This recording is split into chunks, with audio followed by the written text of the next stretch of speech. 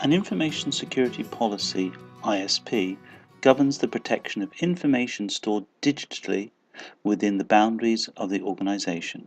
It is best to think of information security as part of your risk mitigation strategy, and that cybersecurity is a business problem only partly solved by technical means. You cannot outsource your fiduciary responsibility, which means you're going to have to manage technical people through business instruments. An information security policy is the right business approach as it provides a well-defined and documented set of guidelines that describes how an organization manages and protects its information assets. An information security policy is a set of rules for organization to guarantee that all users or networks of the IT structure within the organization's domain abide by the prescriptions regarding the security of data. Now, security procedures document precisely how to accomplish a specific task. For example, a policy may specify that virus checking software is updated on a daily basis, and a procedure will state exactly how this is to be done, a list of steps. Procedures are best written by subject matter experts. Policy is best directed by leadership. Here we are only going to talk about policy.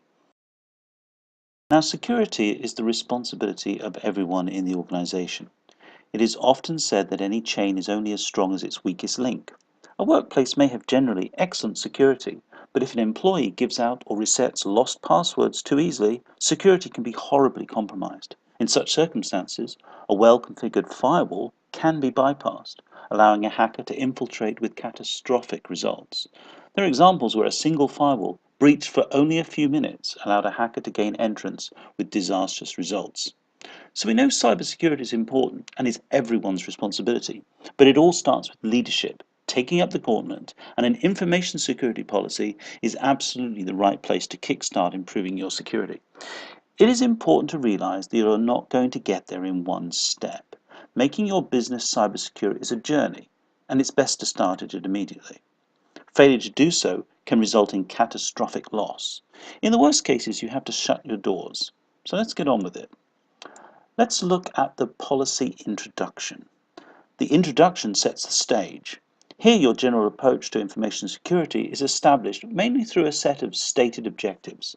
What we are saying here is we should detect and forestall the compromise of information security, such as misuse of data, networks, computer systems, and the software that resides on them, the applications. We also want to protect the reputation of the company with respect to its ethical and legal responsibilities. And finally, it is legally necessary to observe the rights of the customers, providing effective mechanisms for responding to complaints and queries concerning real or perceived non-compliance. From a high level, you can say there are three groups of things to consider: information systems, the company and its people, and the outside world. And these set of objectives refer to these three groups. And these three things are safeguarded by adhering to three high-level objectives: confidentiality, integrity, availability. Confidentiality.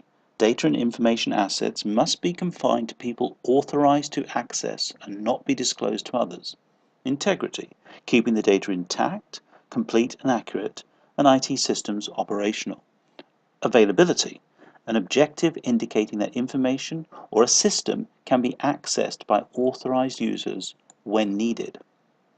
Next, we establish the scope of the policy, showing that the ISP addresses all data, programs, systems, facilities, other tech infrastructure, user of technology, and third parties in each organization. After that, it is important to define the responsibilities of everyone in the organization, and this is achieved by references to generic levels and roles of management and employees. An ISP should have a reference to relevant legislation. The legislation piece in the policy being discussed here is probably too much for many organizations, but it doesn't hurt to include all that is listed here. Now, if you know of legislation that applies to you that is not listed here, you should add it in yourself. Next comes the people part. This is arguably the most important element of a security system, as a locked door offers little protection if you simply hand over the key to a thief. Security awareness sessions are particularly important. Sharing IT security policies with staff is a critical step. Making them read and sign to acknowledge a document does not necessarily mean that they are familiar with and understand the new policies. A training session will ensure that they will get a notion of the procedures and mechanisms in place to protect the data. For instance, levels of confidentiality and data sensitivity issues. Such an awareness training should touch on a broad scope of vital topics: how to collect, use, delete data, maintain data quality, records management, confidentiality, privacy, appropriate utilization of IT systems, correct usage of social networking, and so on. A small test at the end is perhaps a good idea. Let us consider access management a little more. Typically, a security policy has a hierarchical pattern.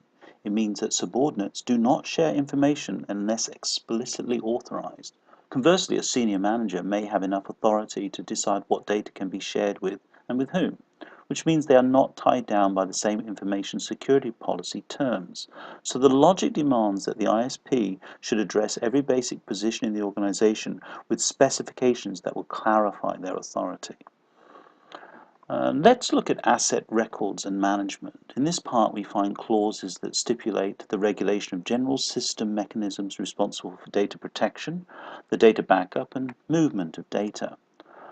Let us consider the classification of data. Data can have different value. Graduations in the value index may impose separation and specific handling regimes, procedures for each kind.